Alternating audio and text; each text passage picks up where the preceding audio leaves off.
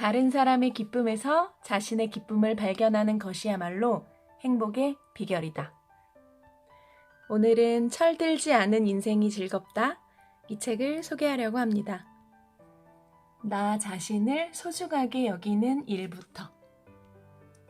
나 먼저 생각하는 것은 본능. 자신을 사랑하고 남을 사랑하라.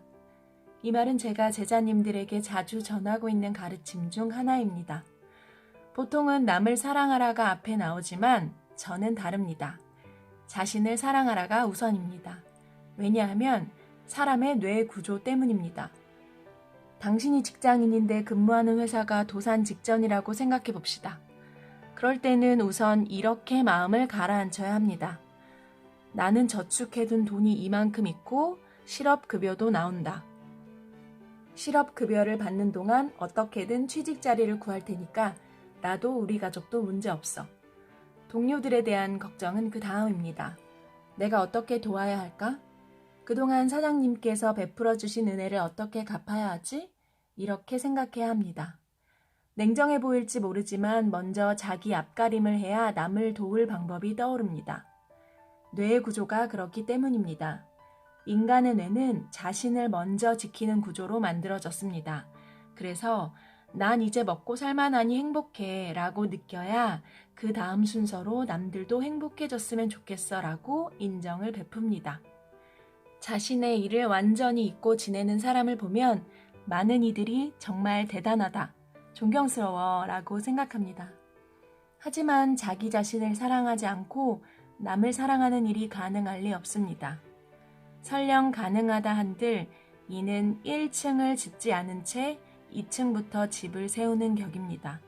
자신을 사랑하지 않는 사람은 기반이라 할 1층이 없는 셈입니다. 자신을 잊고 살고 있지 않습니까? 제갈공명은 정치면 정치, 전쟁이면 전쟁, 모든 면에서 천재적인 능력을 소유하고 있었습니다. 그는 자신을 잊은 채 군주에게 충성을 바쳤습니다.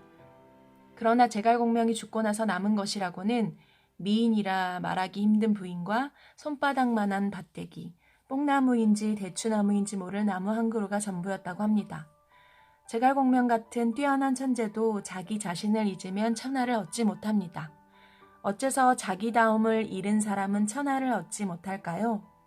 그런 사람은 반드시 남들도 자기만큼 뛰어나야 한다는 분위기를 자아내거든요. 내가 참으니 너도 참으라는 분위기를 만듭니다. 자기가 못생긴 아내에 만족하며 사니 너도 그래야 한다는 것입니다. 하지만 부하와 당신은 처지가 다릅니다. 전쟁이 나겠구나 할 때면 부하는 오늘로 죽을지도 모릅니다. 내일은 목이 달아날지도 모르는 일입니다. 이제 죽은 목숨이구나 싶을 때는 기생을 전부 불러다 잔치를 벌여서라도 잘 배웅해야죠. 그러니까 전쟁에 나서기 직전 자 오늘은 성대하게 즐겨보자 라고 말하는 장수와 경거망동을 삼가고 근신하라고 말하는 장수가 있다면 과연 부하는